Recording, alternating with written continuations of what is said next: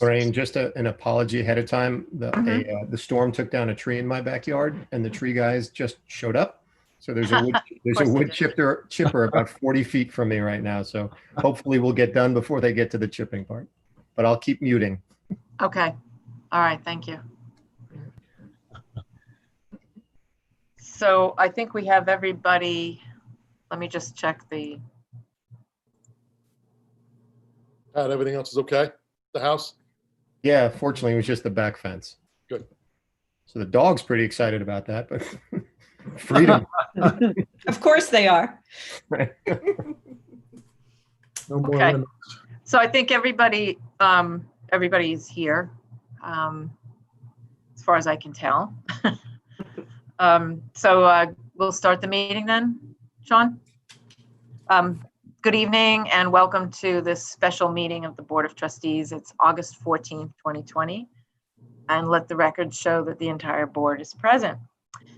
Today's meeting is the kickoff of the board's consideration of the Elk Homes application for a special permit for the Centro project at 108-114 Chatsworth Avenue, as well as the public hearing for that special permit. Tonight's meeting is expected to be running about 1 hour. There's no doubt that this board will need additional information as a result of the topics that are discussed, and therefore expect that at the conclusion of the public hearing will adjourn to a future date. Anyone who does not have a chance to speak tonight may submit their comments in writing, as well as have an opportunity to speak at the subsequent hearing. A handful of written comments have already been received, and the board has all of those. We're going to start with the presentation by the Elk Homes team, who will address the application, particularly with respect to the special permit criteria. I'm expecting that presentation should take about 20 minutes or so. And then the Board of Trustees will discuss amongst themselves and with the assistance of our consultant planner, Pat Cleary, and our village attorney, Jim Stout, the special permit criteria in relation to the presentation that Elk Homes has made. We'll then open the public hearing to take public comments. If anyone wishes to speak, you'll raise your digital hand and you'll be unmuted in the order of the participant list. And then please keep in mind that comments are limited to 3 minutes per person so that we can hear from as many people as possible. Also, you must be a resident of the incorporated village of Larchmont to speak. And I also want to remind everyone that all the documents related to the application can be found on the village website. We've made it easy for everyone by creating a hot button link on the front page that says Centro on it, takes you to another page where we've put all the documents in one place so that you're not digging around inside of the meeting agendas on the calendar. So with that, we're going to move to the Elk Homes presentation. So I would need to have Andrew Ostrander, James Butterfield, Jonathan Kraut, Leo Napier,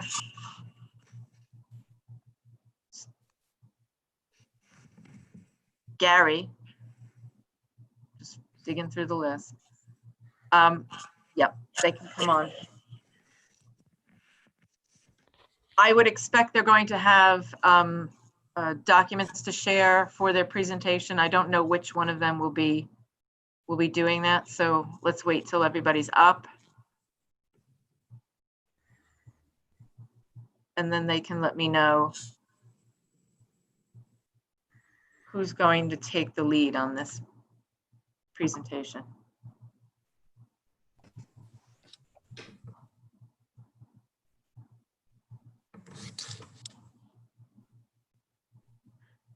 James? I'm There he here. is. Okay, there you go. All right.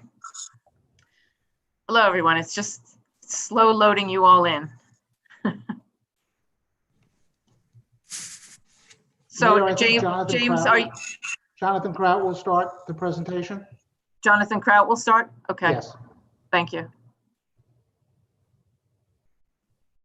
Do we have everyone that we need from your team live? Yeah, I don't see Jonathan's photo up, image up here yet. And I don't see Andrew's. He's coming in now, and Andrew's not here either. This is Jonathan Kraut. I think now I've joined you. Okay, you have. And LMC, there we go. There's Andrew. He's popping Mayor in. Walsh, may I begin? Yes, go ahead.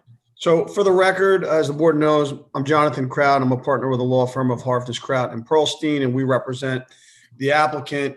Given the intent to keep this evening's meeting moving along and within the time limits, I'm just going to make a couple of brief comments so that the board and the public are all starting on the same page with respect to where we are. And then I'm going to ask Perkins Eastman to go through a graphic presentation led by James, and hopefully we'll be able to share screen with James, and together with Andrew, they can answer any questions about design, et cetera. So brief update. Last night, we met with the planning board, and at this point, I think it's fair to say, and you have Pat Cleary, your planning consultant, on today, that we've addressed all material comments of the planning board and answered questions that are relevant.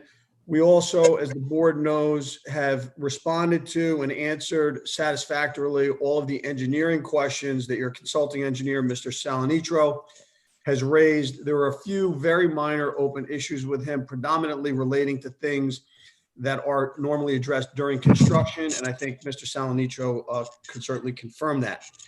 We did have a meeting with the Architectural Advisory Committee to the trustees on this application last week, and Trustee Bauer was leading the effort as a liaison with the committee, and ultimately there's a memo dated August 11th to the board with a variety of comments, and certainly the board members have access to the extent they want. It's part of the public record of the project. Is a recording of the actual meeting we had, which I'm sure some of you have had a chance to look at.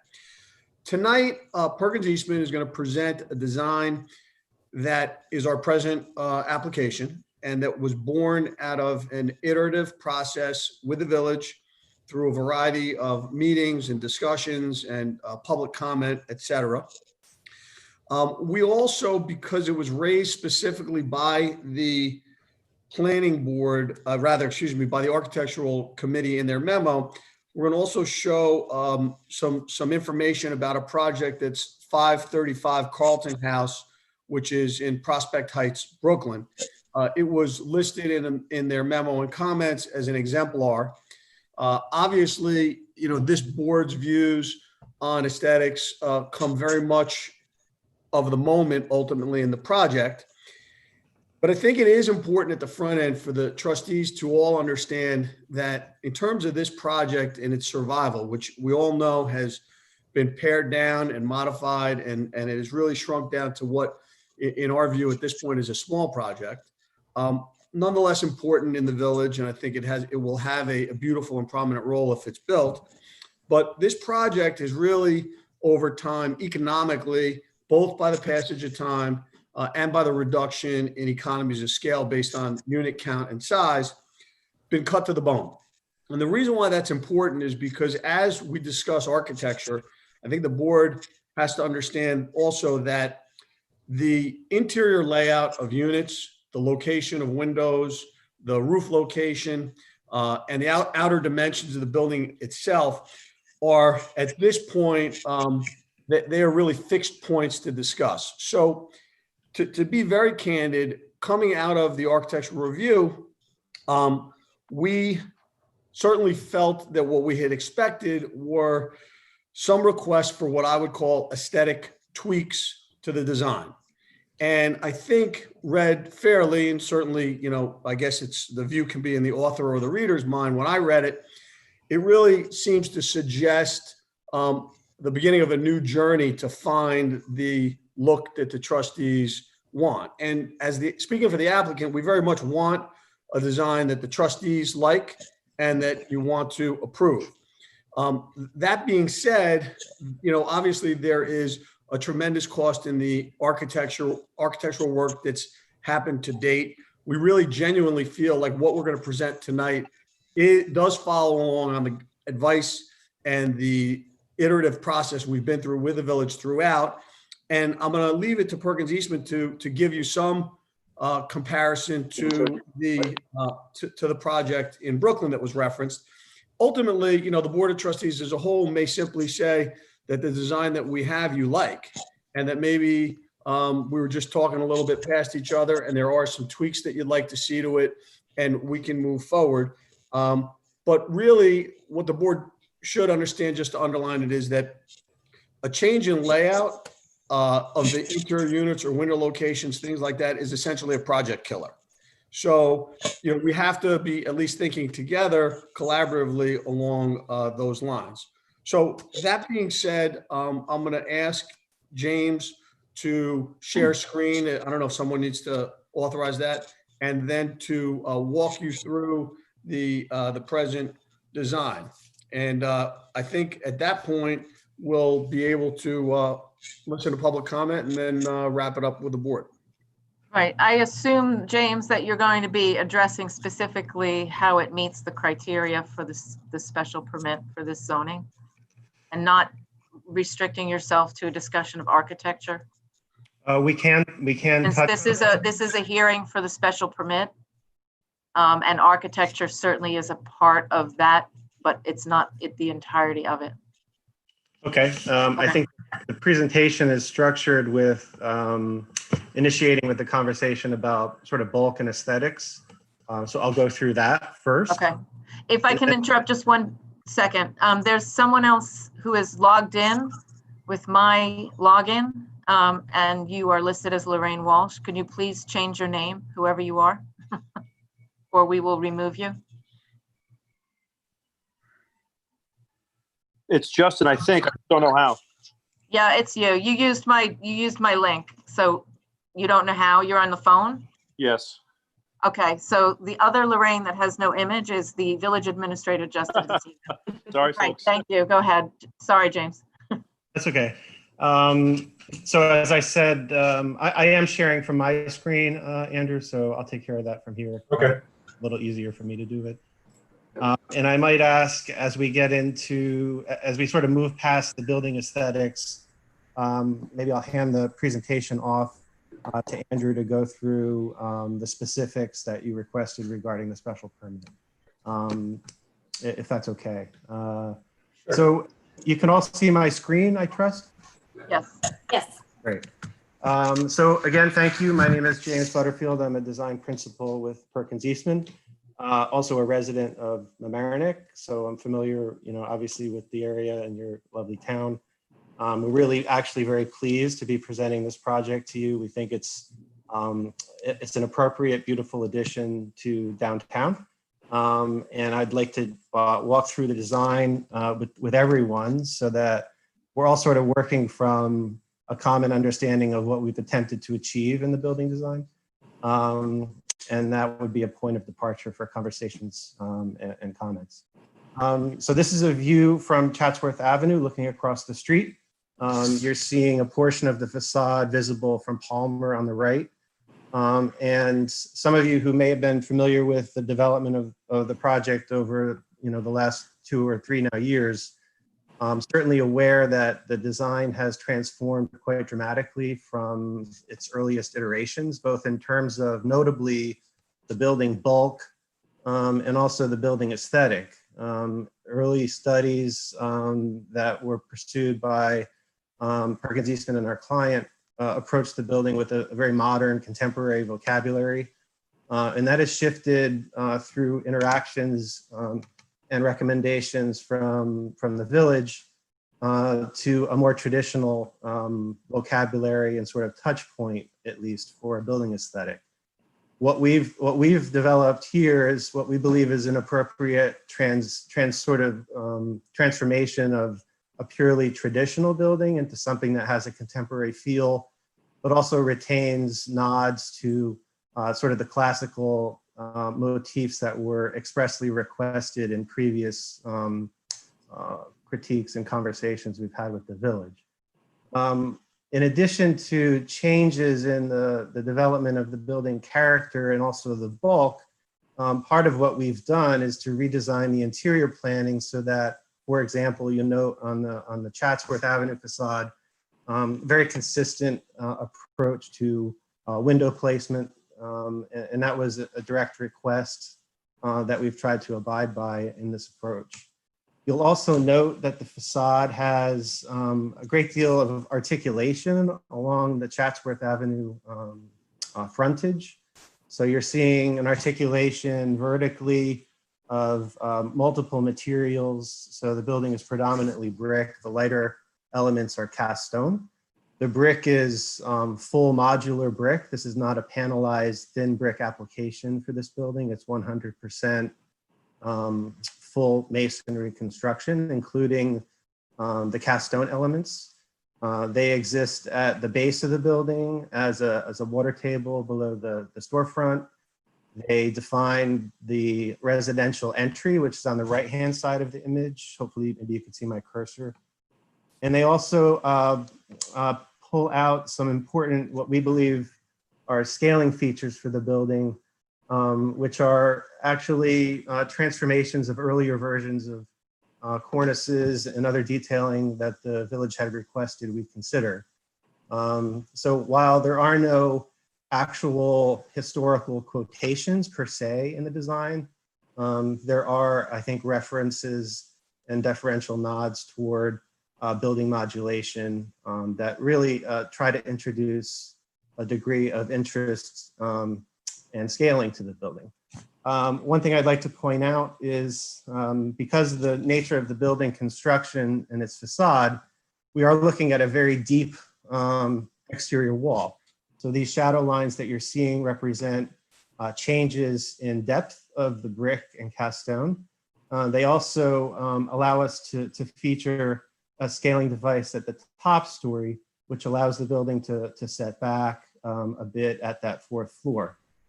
You'll also note, maybe if I go back a slide, here you'll see that the fifth floor, which is also residential, is set back about 38 feet from the street wall. And visible in this position, you can see that the material transitions to metal, to gray metal, which we think is appropriate, allows the building to really read as a four-story masonry building with an event at the top, which detaches from it. So although the material does change at that quote unquote penthouse level, the metal component is a material that finds itself expressed in a number of ways around the building, notably the spandrel between windows in the intermediate floors, as well as the mullion system and the canopy system, as well as some detailing around the storefront and even lighting, all using that sort of metal vocabulary. So the building is really comprised of brick, the cast stone, and that metal, along with obviously glass components. One notable feature here I'd like to point out is the residential entry, which is distinguished not just by a change in materiality, but also a setback. So the doors are pushed back from the street wall and flanked by an expression of the cast stone. And then at the far end of the building on the left-hand side is the pedestrian route back to the parking on the rear of the building. This is a view that we produced at the request of the ARB to show the building basically from the Sorry, at the request of the advisory committee. Thank you. I'm sorry, the advisory committee, thank you. That shows the building in place. So this is a photo that we took and dropped the design in. So it's actually representing true dimensionality of the building in this location. So you'll begin to pick up some of the points that I made earlier about the setback. It's much more obvious here, as well as a materiality change. And the fact that the detailing along the Chatsworth Street frontage does actually wrap the corner before becoming a little bit simpler as it wraps the building around to the rear side. So, we do believe that the corner of the building recognizing that the adjacent buildings are low and that the building does have a strong presence from Palmer and from that street approach over the bridge and the train station. We did develop a design that allows that main facade vocabulary to actually wrap and anchor the corner before turning farther back into the building lot and then wrapping to the rear side, which is visible from Went. So you see that here. And then the Went Avenue perspective, the building does run back to the very limitations of the lot. We had received some comments and some requests for additional study of the rear facade. So you see evidence of that here. In earlier iterations, there was less detailing, both at the ground floor and in the main body of the building.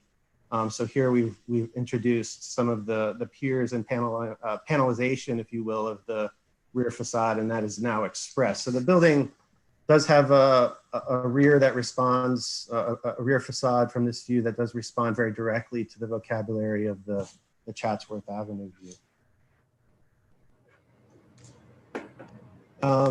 Just a couple notes. I prepared this slide just to underscore, I guess, a point that Jonathan made, which is the design has been developed really in what we believe to be partnership with the village. That, as I mentioned, the earlier designs were very different than what we're looking at here today, and we believe what we've been able to produce was in keeping with direct requests and commentary that we had received from the village over time. And some of those items are called out here, but there are a great many, all relating to the appearance of the building and in particular its bulk, a desire to increase the amount of interest on the front facade, to be sensitive to the fact that the building turns the corner and that the facades themselves relate one to the other. So all those things, along with just the general character of the building, were developed from our standpoint in concert with the village and comments that we had received. So this slide was prepared since our receipt of the memo summarizing our conversation last week with the ARB. Jonathan referred to that.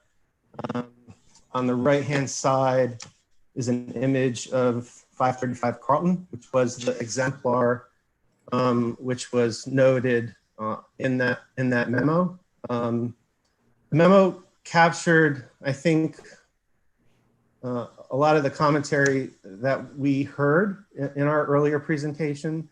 I think at the end of that call, on our side, we were a little bit puzzled by some of the comments that seemed perhaps a little bit contradictory.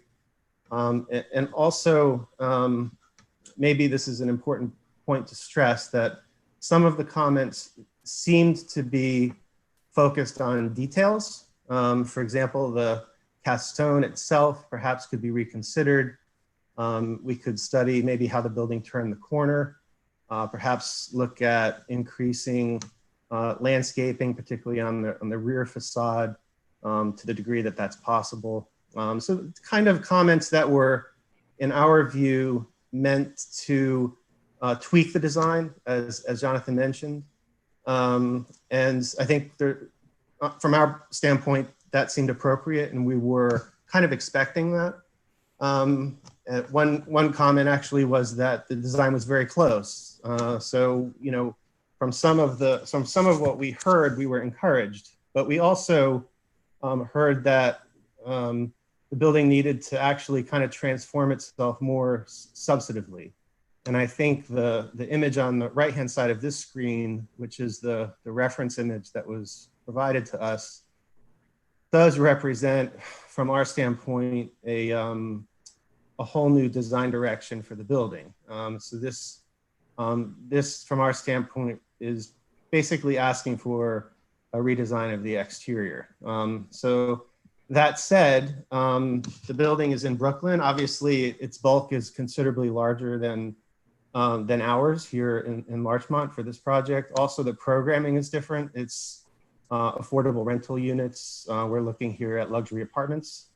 So some of the notes that were James, if I may, yes, I don't mean to interrupt, but I just want to say that I think that, the intent of the memo isn't really, I think we made it clear it's not a full redesign, but there are elements that we would like to see incorporated. And I think they were giving the Carlton House an example of those elements, in particular, the different colors of brick and the different patterning of brick. I think those were elements that they thought were, interesting and made that building a little bit different and a little bit more contemporary uses of the brick. I don't think anybody is looking for a full new redesign. I think the idea is, how do we take what we have and add some of these elements to the exterior to differentiate it from, the Chase Bank across the street or the TD Bank, and just make it visually stand out in a different way. And as I said, be a little bit more mix of that contemporary, traditional look. Okay. I think we all appreciate that clarification. We did kind of read the memo as a request to enter into a new process where we're really looking at sort of a redesign of the building aesthetic with you. And as Jonathan mentioned, sort of entering into another journey of redesign.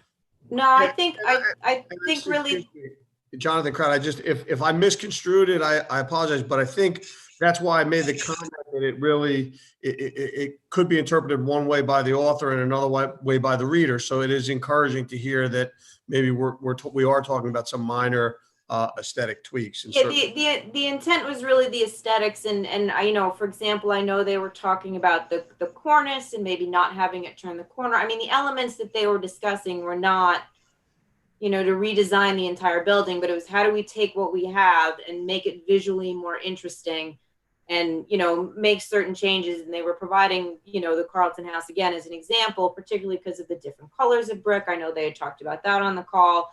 I think at the bottom of that building, the brick is vertical and then it changes to horizontal. There are all these interesting different elements, using the traditional brick, but using it in interesting ways. And I think that is what they were trying to get at. And I think as well, differentiating a little bit the change between the third floor and the fourth floor, and then the fourth floor and the fifth floor. And how do we, make that more impactful? I think that was the gist of what they were trying to get at. They can certainly articulate it much better than I can, because I'm an attorney and not very creative and not an architect, but that's the idea that I think they were trying to convey.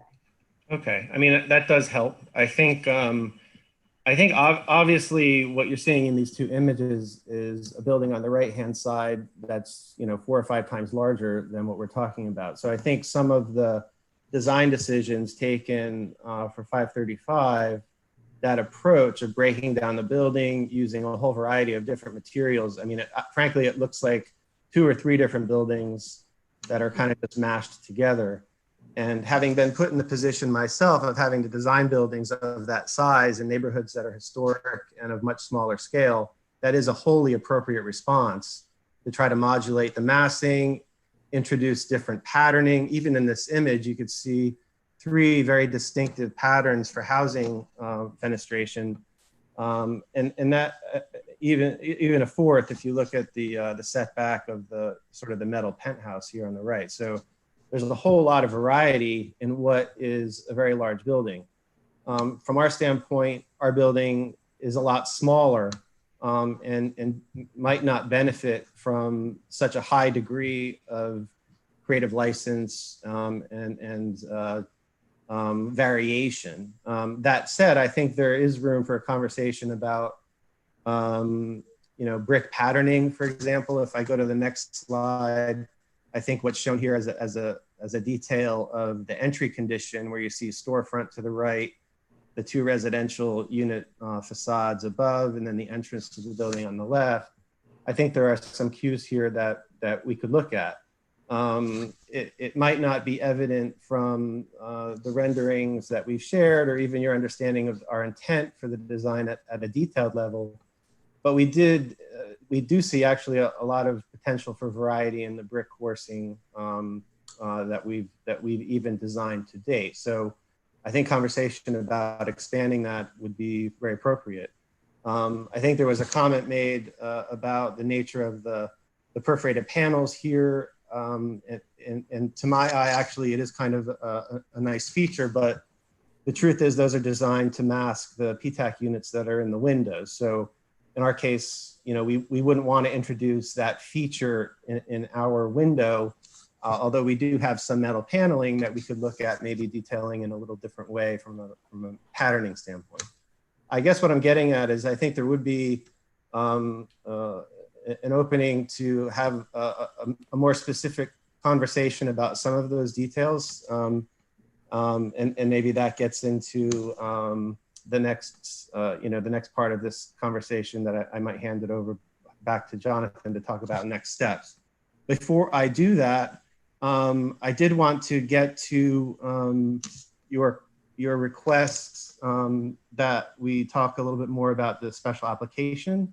So with that, I might pause in our conversation about the exterior just in the interest of time and let Andrew cover that more specifically. Sure. So we have been working with the special application in mind to generate our plans. Dimensionally, we are compliant with all features of the special application. I'm more than happy to run through the numbers, but the height of the principal building, the area of storefront, the area of retail, the minimum lot widths, et cetera, they are all in compliant with the special use permit. When we get down into more of the design features, we are maintaining a unified streetscape as James presented. The facade is more unified. It is irregular. It's more of a classical interpretation. It's very symmetrical. We have materials that come down to the ground. We've done a lot to scale the building down to the pedestrian level. The ground floor is made up of just the retail space and the residential lobby. We are in compliance with the amount of retail space that we are required to provide. And then the only thing that I really feel like the special permit is vague on is the 5th floor, which is a level that is granted to us through the determination of the board that our amenities being provided are acceptable. We have designed the building with that 5th floor in mind. We are providing as amenities, I'm sure Jonathan can expand into that more, but we're providing a pedestrian connection accessible from the existing public lot across our property. That pedestrian pathway will be safe, will be well lit, will be comfortable for pedestrians to connect from that existing public lot to the Chatsworth Retail District. With that, we felt we are, and a couple other things that Jonathan and or Gary can elaborate on, we are comfortable in that the design of the 5th floor is within the dimensional guidelines you have set forth. In fact, it is further back than you've requested. You requested a depth of about 25% of the building. We're actually at about 34%, almost 40 feet back from the face of the building. We think that does a great job of taking the scale of the building down to a more of a 3-story building or a 4-story building on the Chatsworth Avenue side, really allowing us to create a street front that's more harmonious with Chatsworth Avenue itself, while still allowing us to have that additional space that's absolutely required to make this building feasible. The utilities, where again, I think we've discussed, we're going to put the utilities below grade at the sidewalk, so the front of the building will be clear and of utilities. We are willing to work with the village on street trees. We understand probably in the course of construction that sidewalk will need portions of it to be replaced completely. We're providing bicycles for the public out front of the retail spaces parallel to the street so that it doesn't interrupt the potential for that retail space to spill on the sidewalk, restricting flow of pedestrians. We're also providing bicycles within the building at a rate of over 2 to 3 bicycle spaces per unit. Past history with Gary and in this area, We find people love bicycles and you can never have enough storage for them. We're also providing 25 spaces within the building for resident parking, and I believe any extra spaces open will be available to the proprietors of the retail space. Those spaces are a combination of surface, accessible, and lift mounted. The lift mounted spaces are a semi-automated space. You'll be able to walk up, punch your code in, your car will shift left, right, and down and be available for you to just drive out. The building itself is looking to design with LEED standards in mind. To that end, our parking space has electric vehicle charging stations. We're providing, obviously, the bicycle racks. We're looking to enhance the insulation and art value of the walls. Andrew, unless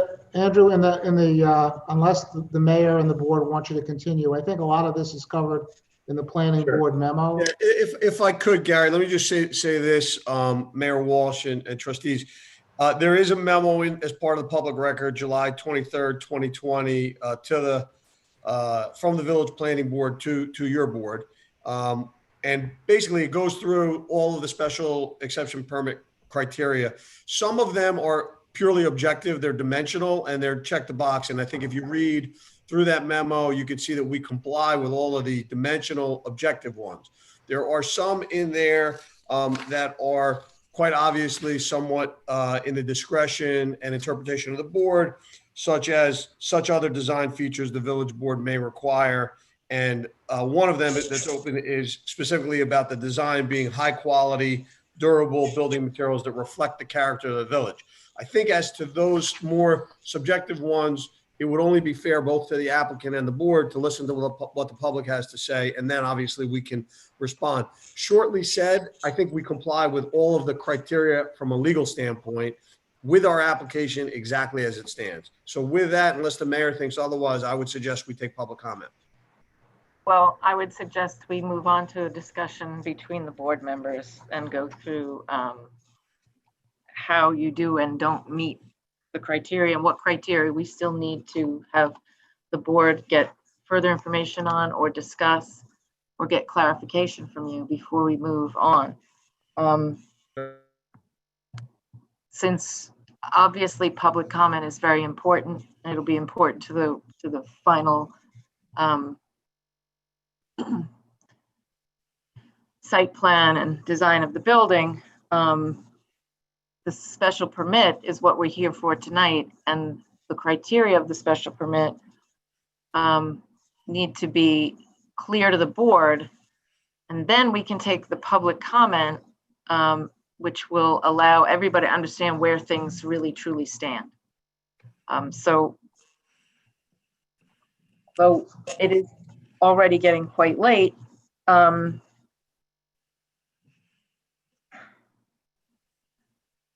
I'm going to ask you to, I guess we can continue to keep the slides up for the moment, if you don't mind, in case the board wants to refer back to them.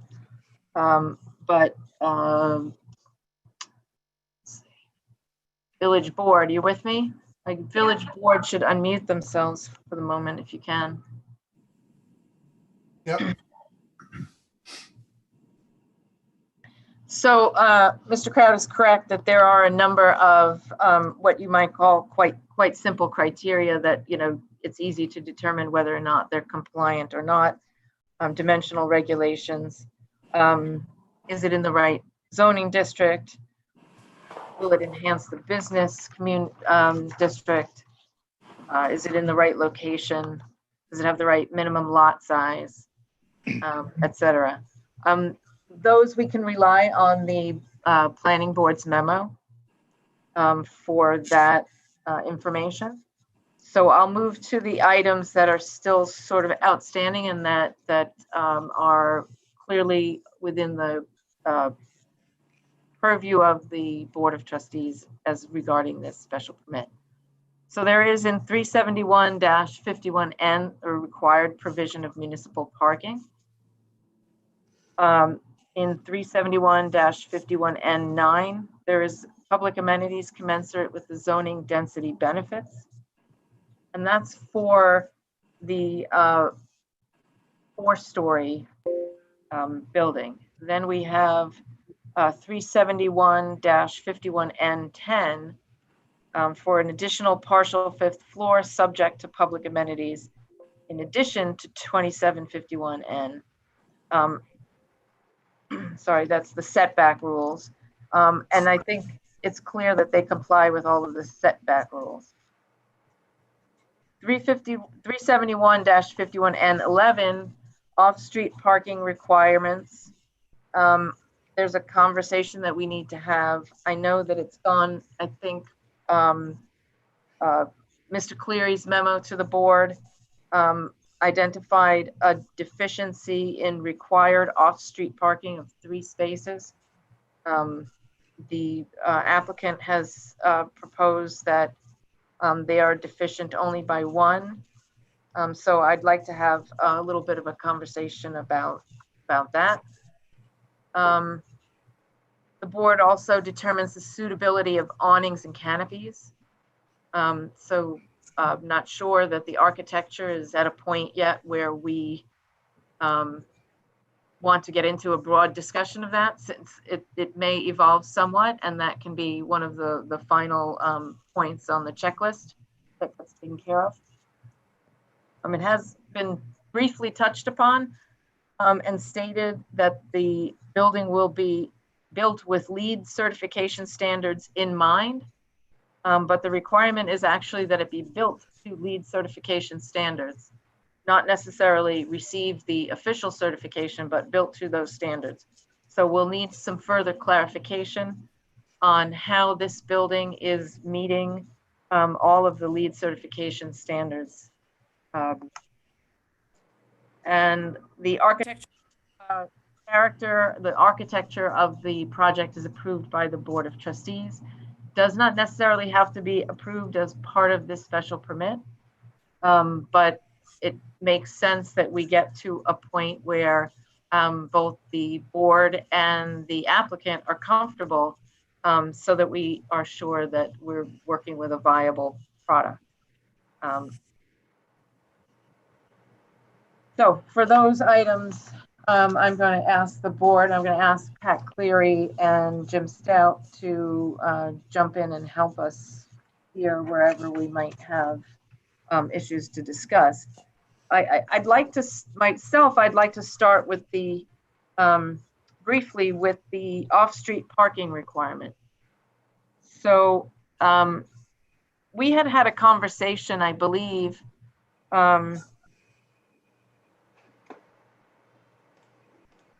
there is in village code, I'm going to ask you to stop sharing your image for the moment. Ready? Yeah, Let me thank know you. if you want me to pull anything It's up. easier to talk when you can actually see people's faces. Yep. So who was speaking? Who just said something? No? Okay. Pat? Can you pop in here for a second? Yes, so there's 3 elements that relate to the off-street parking discussion. The first is there's a calculation that needs to be done that's based on the 2 uses that are proposed, the dwelling units and the retail space. That calculation results in a requirement of 28 spaces. There's a separate provision in the code that provides a credit for existing spaces that are on the site. The applicant has calculated that number of existing spaces. There's a bit of a challenge with respect to that because those spaces behind the building as it exists today were never formally sort of approved initially or defined geometrically, but nevertheless, the applicant has made a reasonable position with respect to the number of spaces that were there, and applying that provision, that's where the discrepancy in the number of spaces comes from, that applying that standard or not. But nevertheless, the requirement based on the uses is 28 spaces. And again, 25 are proposed inside the building. That's Right. why that's the 3-space conversation. That's the 3-space deficiency. Correct. Okay. But to be clear, Mayor, at the planning board, both the mayor and Amanda Gross said that they agreed with our calculation and that 26 was required.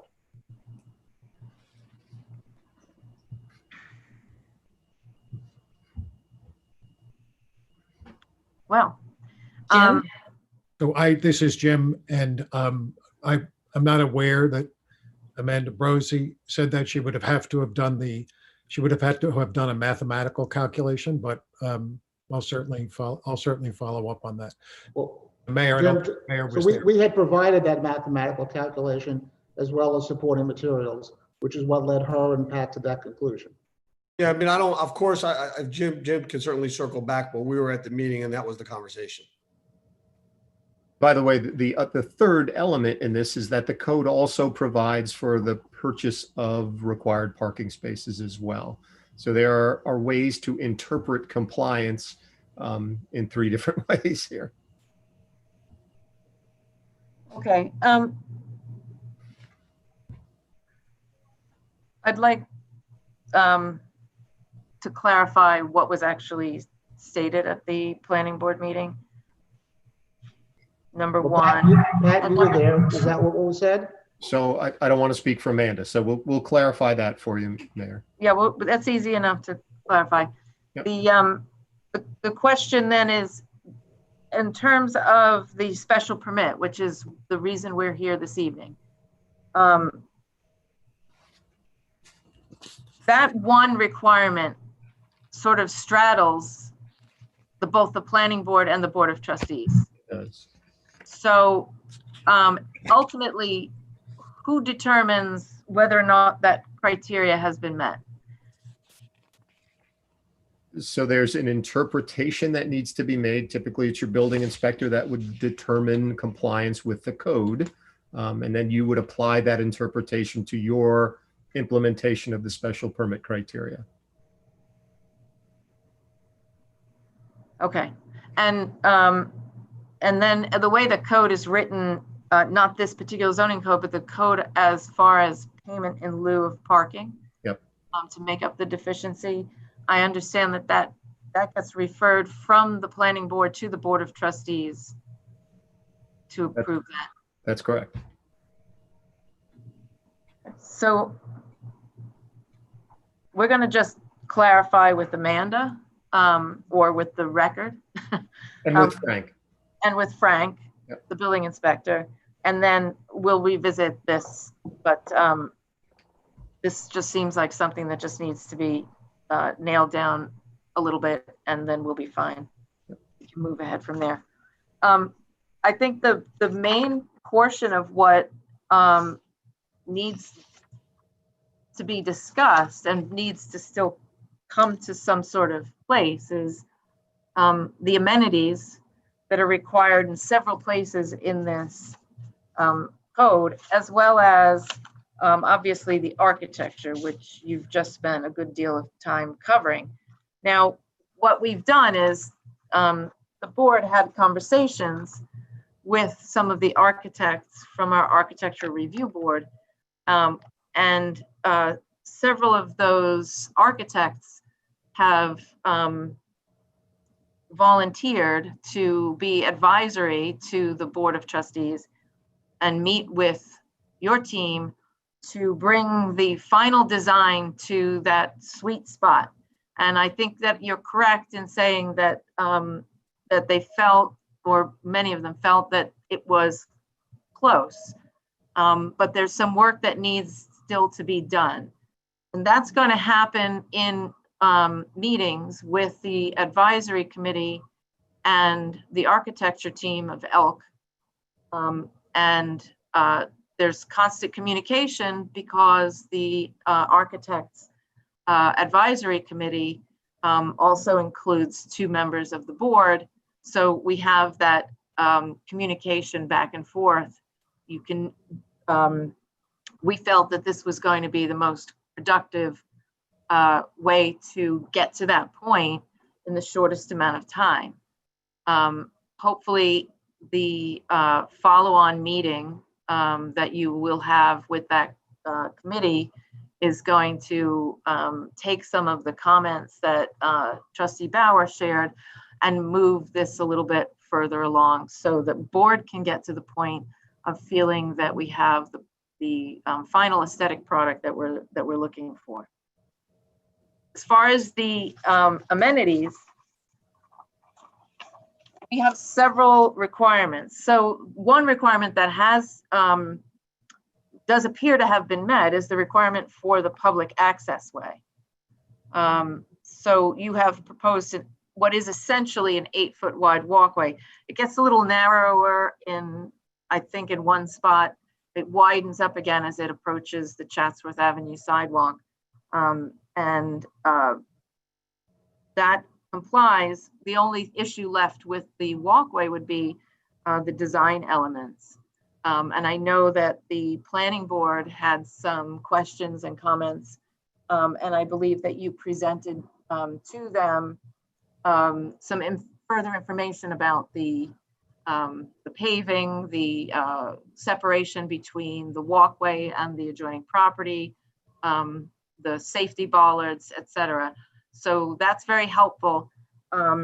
Understanding that the design of the walkway is, of course, very integral to the design of the building.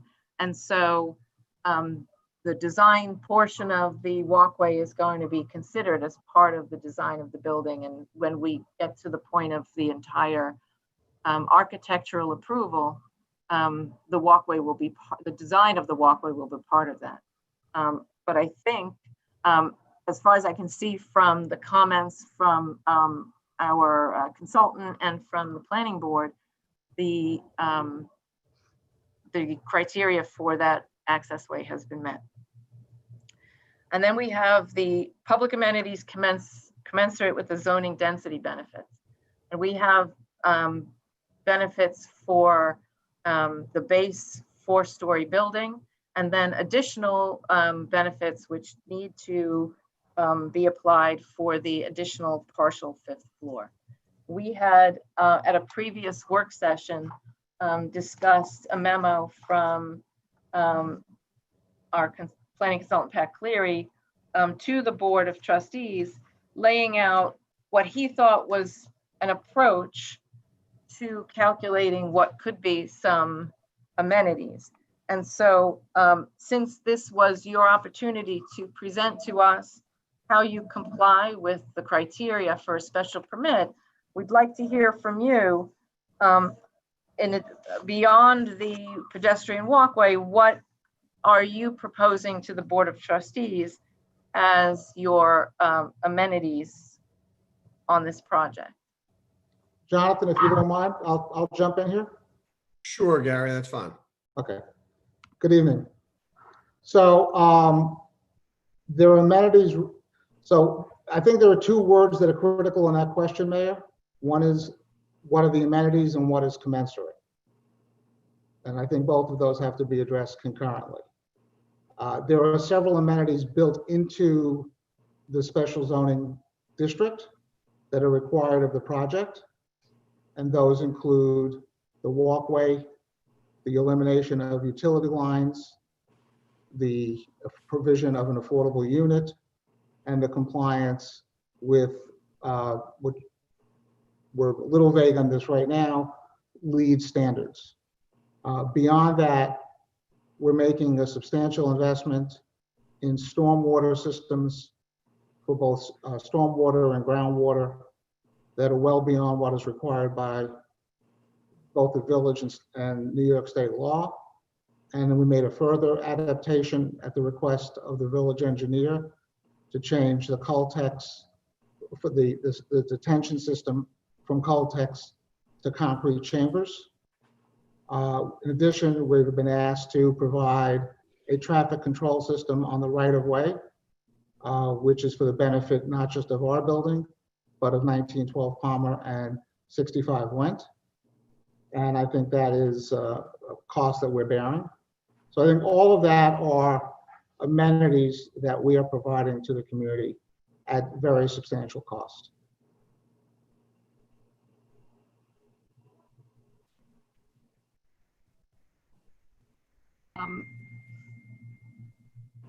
Sorry, I'm getting a message from my child. I have to turn off the phone.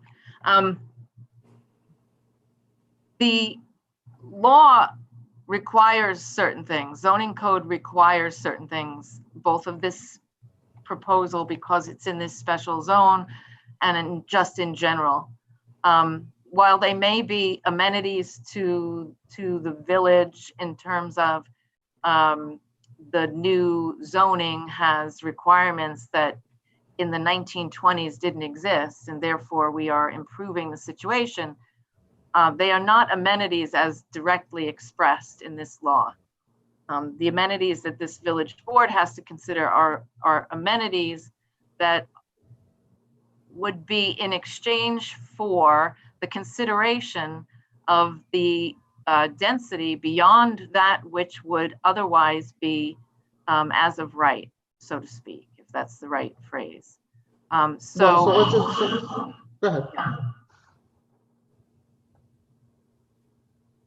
So those are the items that were discussed at the work session, which you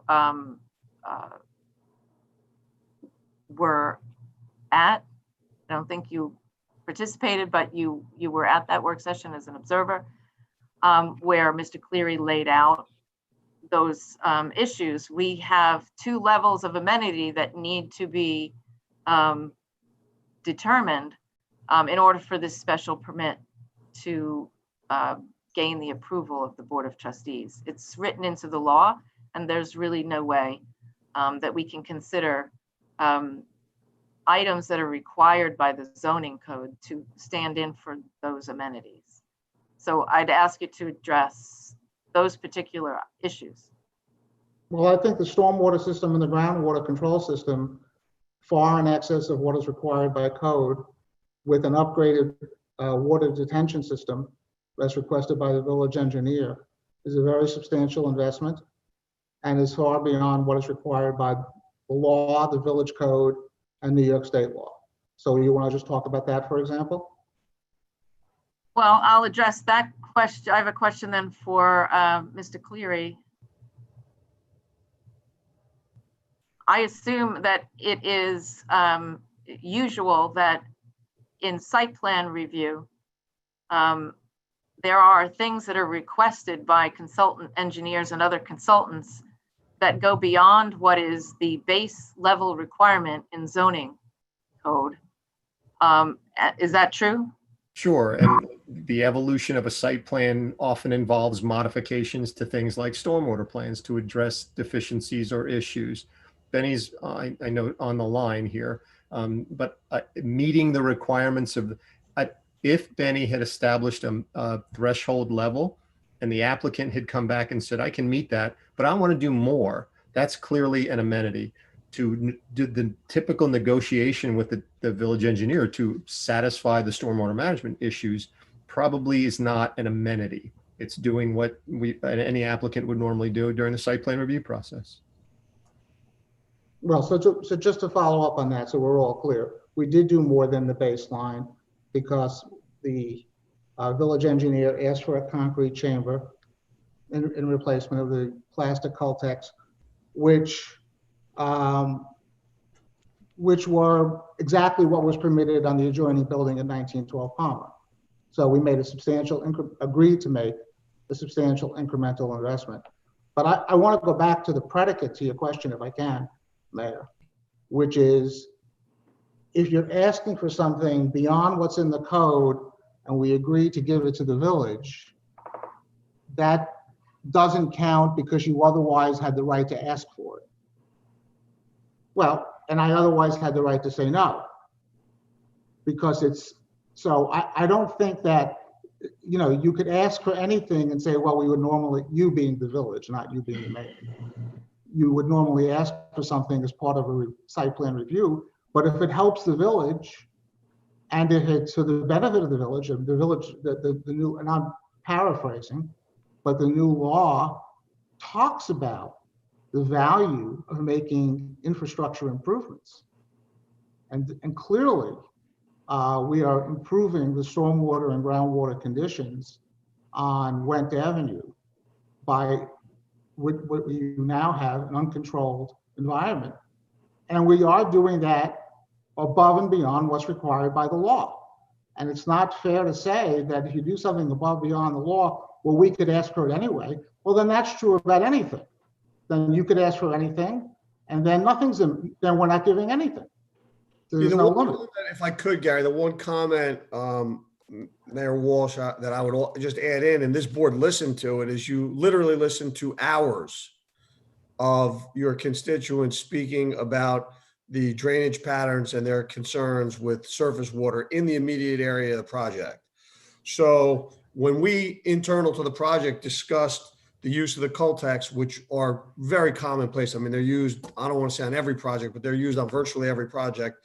And in fact, on a comparison project right in the village, we had an internal discussion. We went to the cost of that additional stuff that was not required by any code or law. And we said, okay, so to Gary's point, not just is that a public amenity, but it was an amenity specifically contemplating, and I have to imagine that Mr. Salanicho, in suggesting that that was what he wanted to see, was also looking to address, I don't want to get into his mind, but was looking to address your constituent concern in that area about water. And we know, based on our engineering studies, that the project, if built as proposed and with the system designed to that spec, will improve circumstances with regard to water in the project area over existing conditions. That is an amenity.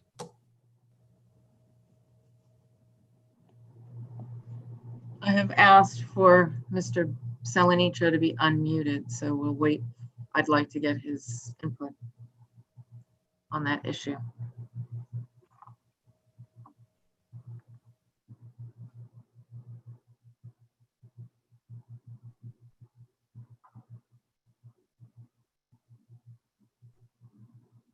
Good afternoon.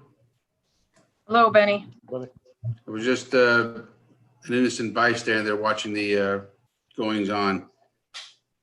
If you would like me just to make a brief comment about the betterments or improvements that we've come to.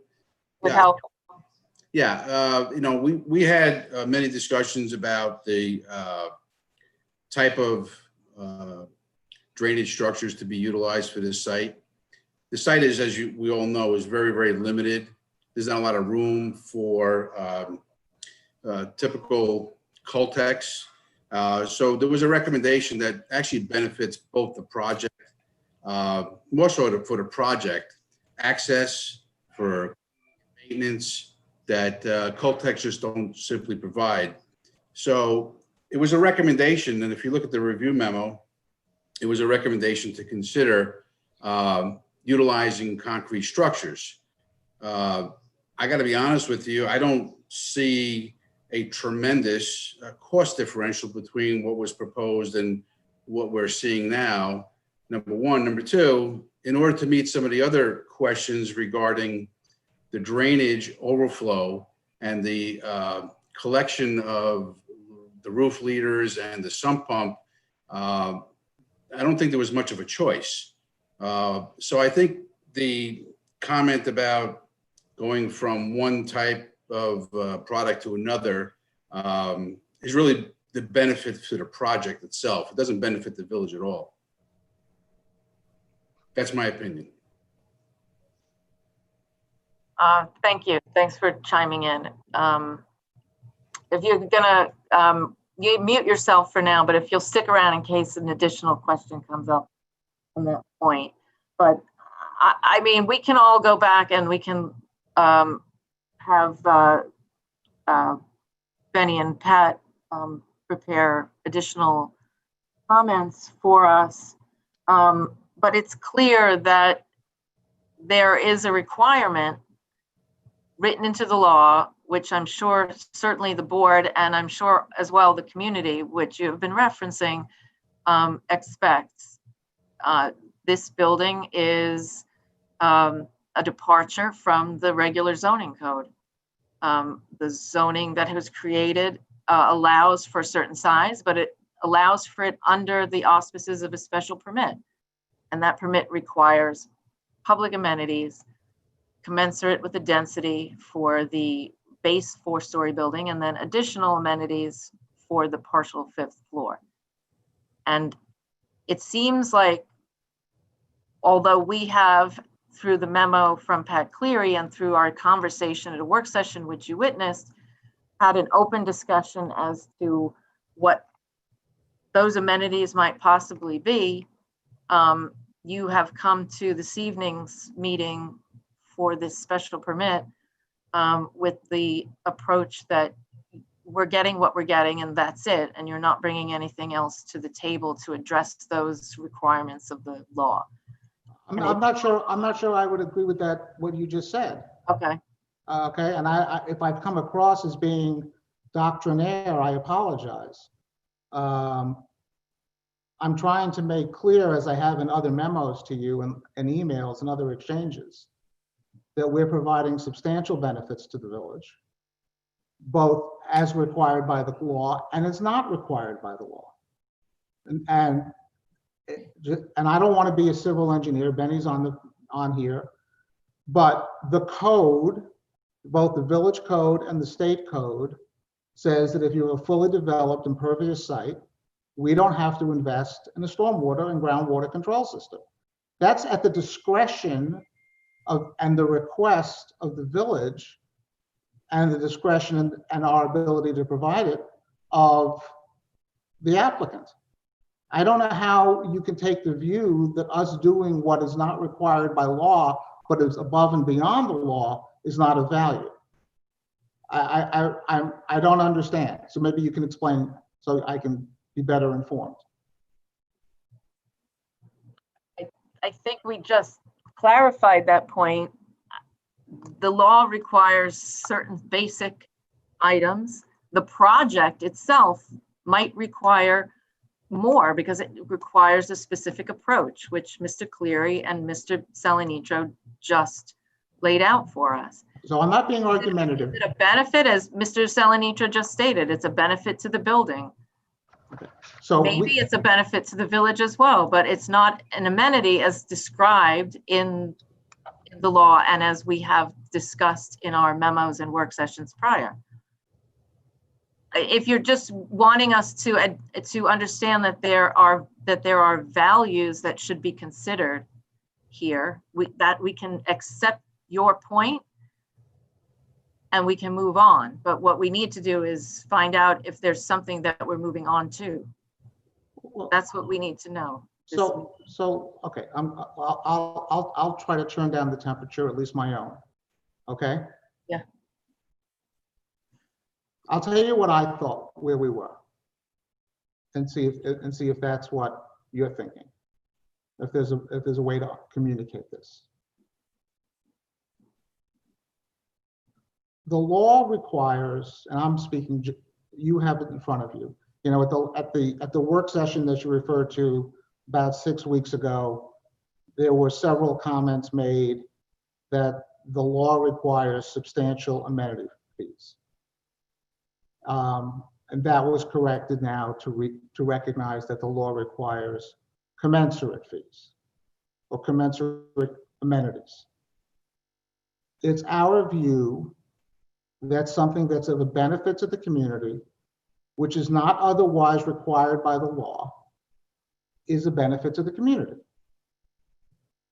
So that would include on this project, the whole stormwater and groundwater control system, which is not required by the law. And just because you have the right to ask for it doesn't say it's not otherwise a benefit to the community and not a cost to us. It is an upgrade in the traffic control system on the right-of-way. That right-of-way has existed for 50 years or more without any evidence of any accidents, ever. And there's no increase in traffic from our garage than for what there had previously been on site. And then we've produced traffic studies to that. And that investment is for the safety and the benefit of the community. Now, yes, you could say you're requiring that, but then you could say that about anything, and then there's never an end to the ask. So the key word here, Mayor, is the word commensurate. And the reality is, you asked us for a memo as to what was different between here and when we offered the parking garage in the larger project. And we provided you with specific details as to what was different and why this project is frankly out of money. And you can believe me or not, you can think that this is a wonderful project that as somebody said at the ARB meeting, nobody's ever given away anything like this in the village. And as somebody else on the board said to me recently, we don't want to give away the farm. But the reality is, there's nothing left in this project. We've spent 3 years and close to $2 million on money that's been flushed away. We're only getting about 5 or 6 or 7 incremental units. We're being asked to spend hundreds of thousands of dollars on a parking system to meet the goals of the village. And I think it's perfectly clear that I don't think anything is left. We offered $100,000 just to be to move on. And I think anything beyond that is by no definition commensurate with what's required, because there's no economics left. And just like I offered last October and November, if somebody wants to buy this land from me for what I have into it, I'm willing to sell it, and you can go negotiate with somebody else.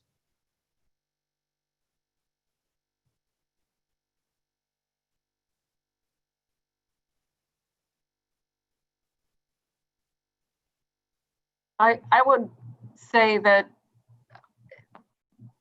the reason that we have planning boards who have a review process for site plan, and that building applications don't just go to the building inspector to check against the code, is that there always is going to be discretion on the part of the planning board and the consultants that the planning board uses to go beyond the base level.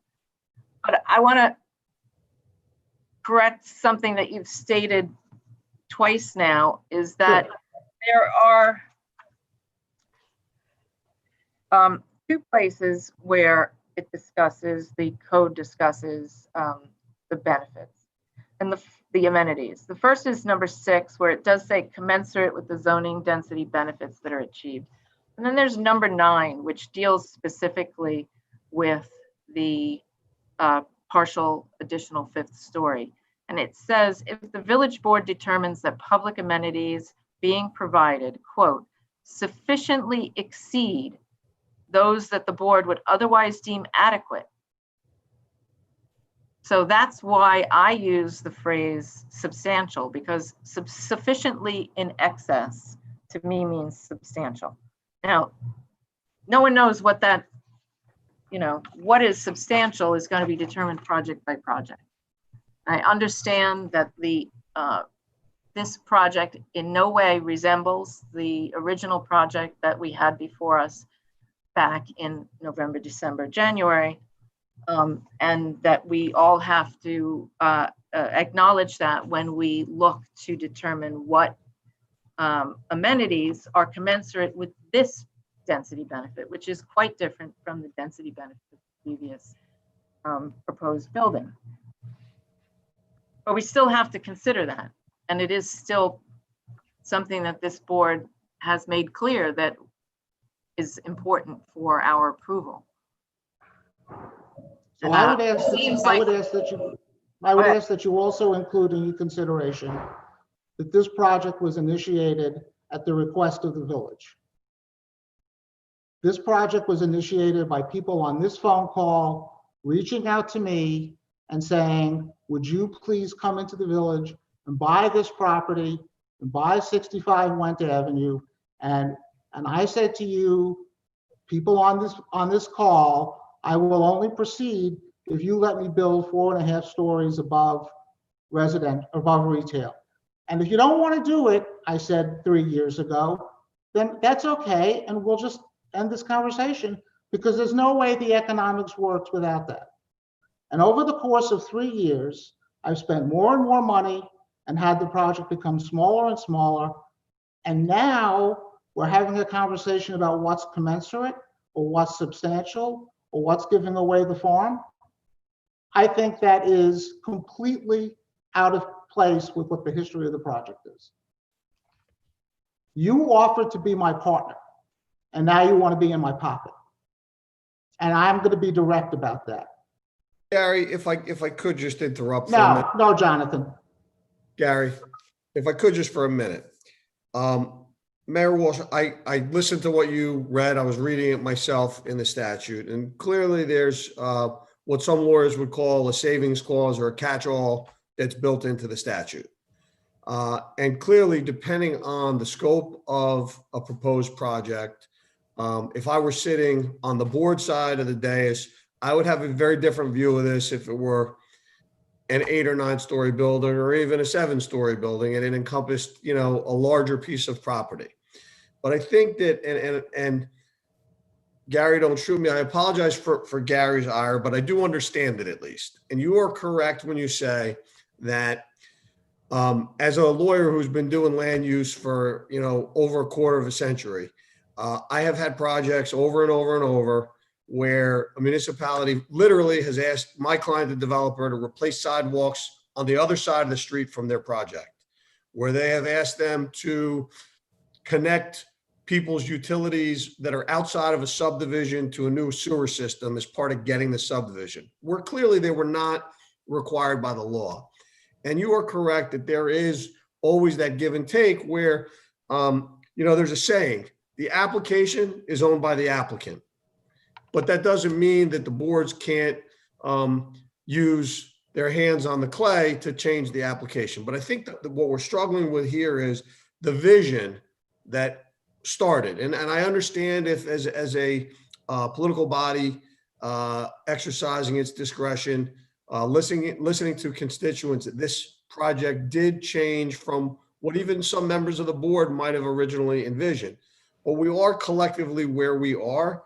So it would, I think, at least be helpful to the extent that we're looking at this savings clause. And from your side, you are the parents of the village. If we understood, well, okay, we have, I feel, have put our best foot forward at every step of the way to try to make this work. We currently are where we are with what I would consider a fairly small residential project. And we're listening to what you're saying, and we're going down the tick list of the special exception criteria. And as you and I both pointed out, some of them are totally objective. You meet the criteria or you meet the dimension and it's done. And I think it would be fair to say we're now down to talking about the subjective ones. And obviously that subjective lens is yours. But I think what I would ask the board to do is just for a bit, come to our side of the table and look at the project as it presently stands with our subjective view. But there's a piece of objectivity that's on this side, which is trying to figure out how to make the project work financially. And in order, it literally, this project has been pared down to the bone in that respect. And I think that's where it wasn't a flippant comment. That's where Gary's comment of, if anyone wants to take me out for what I have into this, it's yours. It's not a flippant comment. It's because that's what it's pared down to. So here's the question or challenge for us. Is there a way we can get from where we are here? I think you have a beautiful building in a location that's being proposed, in a location where really no one on this call could say you have anything that looks good. In fact, you have something that looks tawdry, poor, and doesn't belong in the village of Larchmont. And the way out of that place for both the village and for us is to figure out how to achieve that. And in order for us to achieve it, I think we can talk about what minor tweaks the architecture needs, and we need a building permit. And whatever's between the building permit and the minor architectural tweaks, we need to understand what is being asked of us. So that's my thought, and it's meant in the most constructive way possible.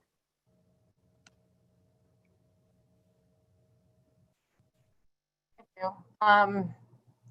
First, I just want to make it clear that I agree with some of the points that you raised, which is that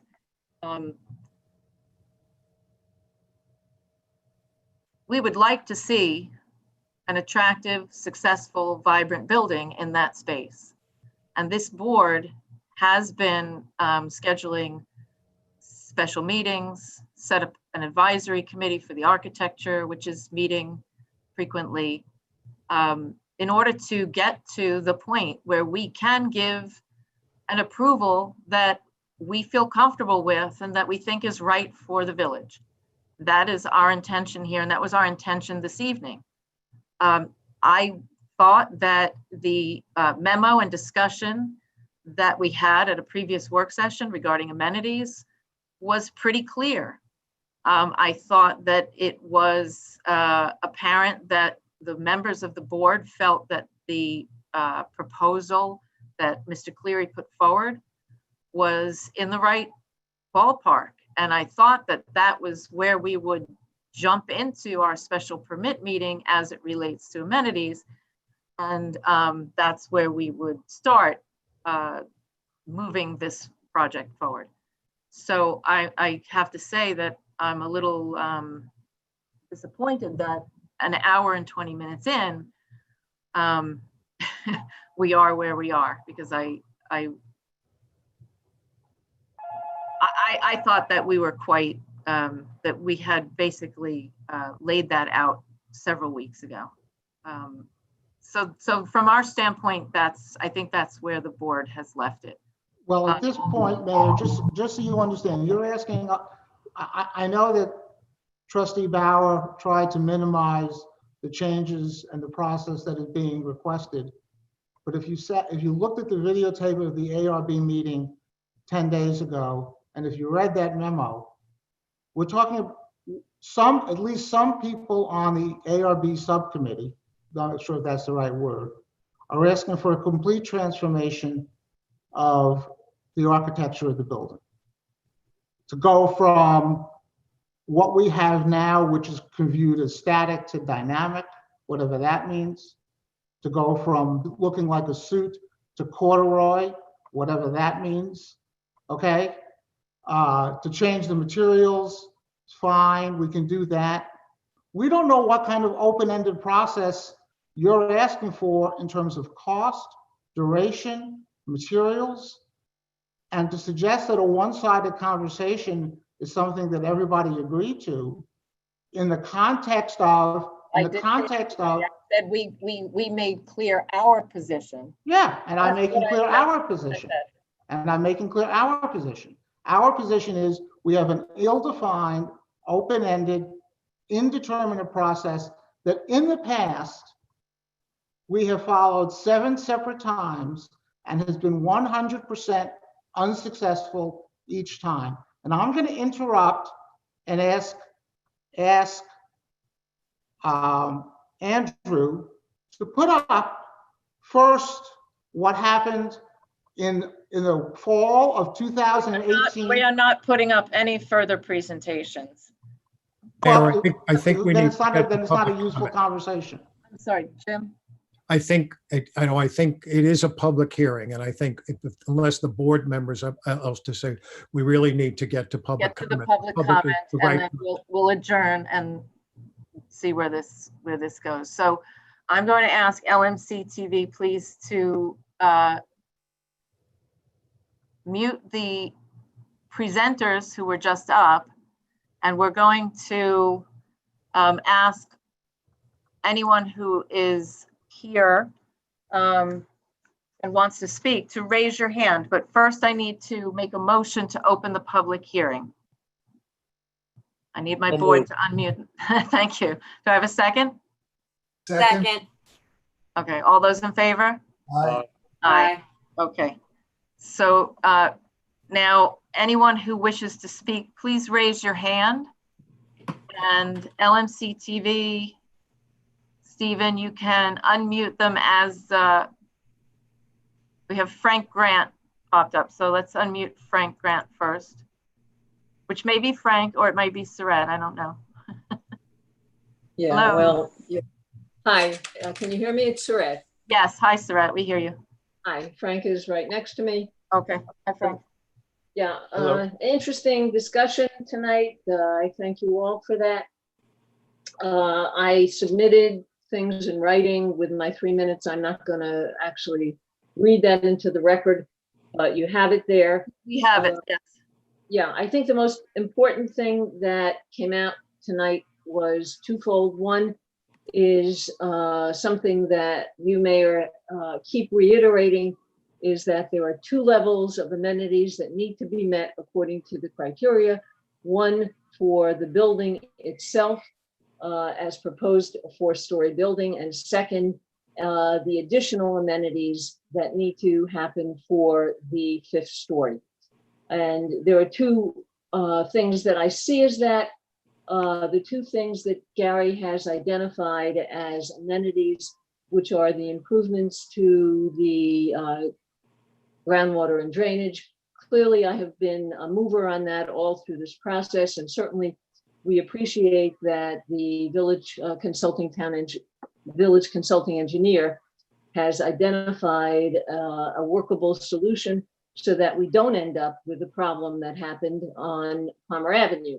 Palmer Avenue consistently was having a problem even getting out of the ground as a result of not having identified that problem. So I don't think that that is an amenity. I think it's a problem that needed to be solved.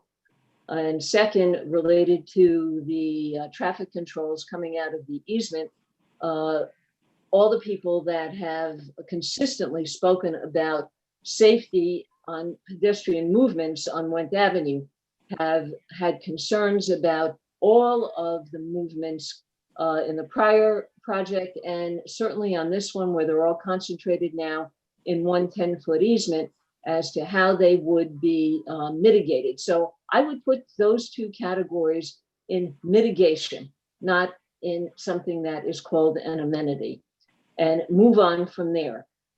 And how you move on from there, there are many things that the village board, I saw the memos from Pat Cleary related to notions related to $25,000 per parking space for those that have not been provided, as well as those into the future. I will tell you that during COVID, with the work from home situation, I have my desk right at my front of my house. More than ever, I understand how much of a pedestrian conduit Went Avenue is to the village. People and every manner of dog that I never even knew existed walk up and down Went Avenue all day long. This is a main pedestrian conduit to the village of Larchmont. And when we talk about all of the things that are happening on Chatsworth Avenue, bike racks, the things that Gary listed, utilities below grade, street trees, whatever, we're again loading the building and the 5th floor onto Went Avenue. I'm not saying that that is something the board shouldn't consider, but when it does consider it, it needs to know that things like traffic improvements so that there's safety on Went Avenue is a prime concern and a mitigation, not an amenity, and that any improvements that are being considered on Chatsworth Avenue also have a flip side on Went Avenue. All of Gary's residents will be utilizing Went Avenue, and the other thing that never shows on any of these drawings are the mechanicals, which early on showed up as being, I don't remember all of the height, but if I recall, 11 to 17 feet in addition. And what we have is the 4th story at Chatsworth is already being built as a penthouse, and the additional in the rear is a penthouse. So we have a penthouse over a penthouse over a grade change, which makes the height on Went Avenue significantly higher. All of that being said, I know we're at 2.5. I'll be done in a minute. I'm not saying that that should not happen. I certainly am in favor of the building happening in that site, but I do think that the amenities that were called for in the zoning and the special permit need to be met. And I don't think that the ones that Gary has proposed are anything other than mitigation. Thank you, Saret. Do we have anyone else who would like to speak? Just raise your hand. on the Zoom. I'm going to give it another minute to see if anyone raises their hands. Hopefully everybody knows how to do that.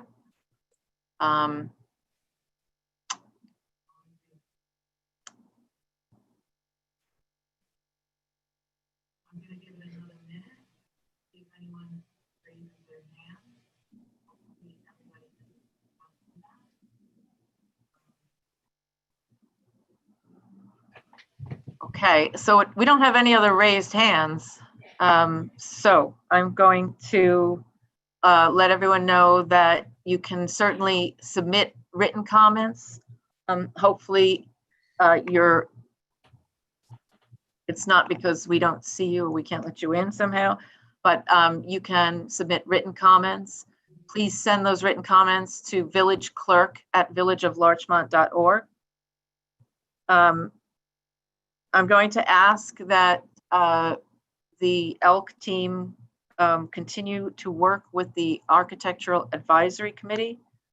I think that it would be productive to have at least one more meeting with that group.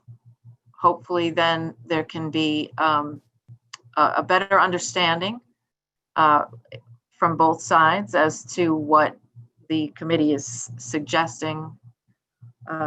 And I know that certainly I am not satisfied with the amenities that have been presented and discussed here at today's meeting. And I'm hoping that after another architectural conversation and over some time, that the applicant can reconsider their position. And I'm going to ask to adjourn. I'm gonna Mayor Walsh, adjourn this meeting. Yes, go ahead, Jonathan. yeah, before you do, here's my suggestion, and I think to move forward to have an architectural conversation without understanding that we have concurrence on the other elements of actually getting this to a place where it ever gets built, which would be understanding sort of the timeline, which of course goes back to finalizing design, but also the public amenity piece. What I'd like to ask, if the mayor would be willing to, is perhaps yourself and one other designee on the board could be as a subcommittee and also meet with the applicant to discuss this public amenity issue. Because I think otherwise we're put in this position where we're going to be asked to have an architectural conversation without knowing that other piece. And I think it won't work. So I would ask that perhaps that would be a good way to do it, is same as with your architectural issue. If we were able to have a meeting with yourself and another board member as the liaisons on this public amenity piece, and then we can put this to bed. I think I'm a little uncomfortable with that. I think that the conversation about the public amenity is of great importance to the public. And we're not closing the public hearing. So if we had between the board's designees and the applicant some understanding that we were circling on something that seemed reasonable to us, you'd have a chance to hear from the public on it. What would be preventing you from presenting that now? Well, I think that it's not what can be presented. We have presented our proposal clearly, at least for the mayor who had comments, and perhaps for yourself as well.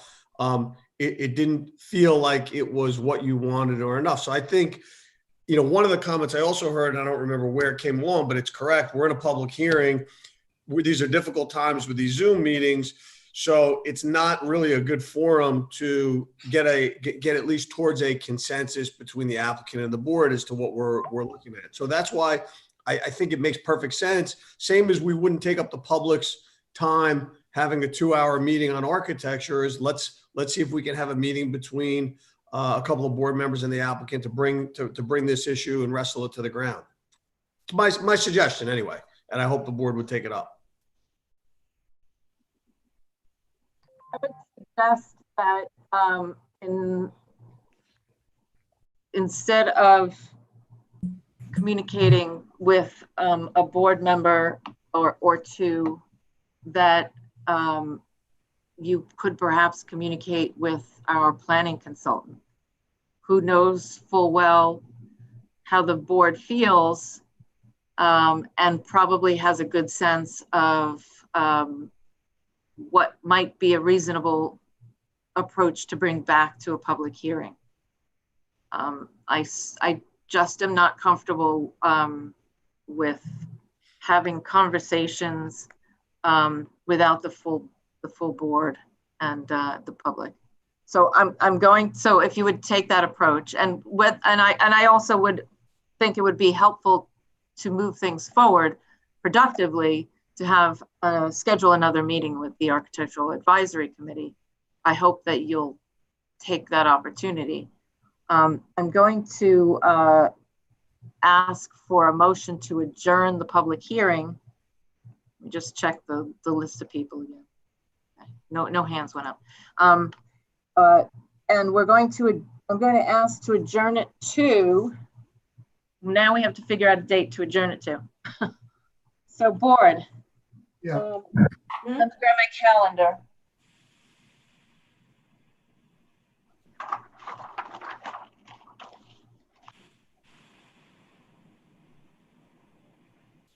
Give me just a second, because I had a note somewhere here about various dates worked into the all. Okay, so next week I think is obviously too soon. If there's going to be communication with Mr. Cleary, and there might be hopefully another meeting with the advisory committee. The following week I am away, so it puts us into the week of August 31st. And I know that all days there are available except for Thursday the 3rd. So if you would all just quickly look at your calendars and see if we can find a date and a time. Lorraine, are you thinking another like 4:30-ish meeting? What time of day? I think that would be nice, since yes, long meetings that go late into the night are not really great. Yeah. Don't we have a work session on the 31st at 6?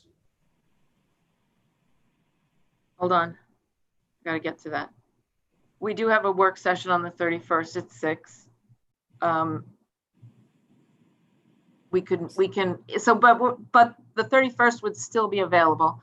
so maybe we could start on the 31st at 4 or 4, yeah. Right, we could move the work session to a later start depending on what our agenda carries with.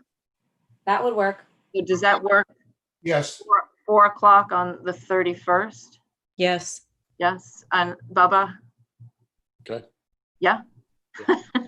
Okay, so then I seek a motion to adjourn the public hearing to Monday, August 31st at 4 p.m. So moved. It will, thank you. Do I have a second? Second. All those in favor? Aye.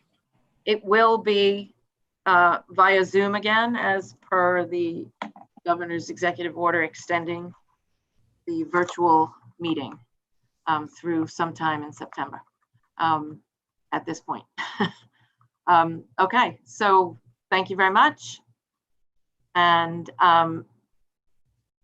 Mr. Cleary, if you would please follow up with, I suppose, with Mr. Kraut about whether or not there's going to be a conversation, a discussion about the amenities.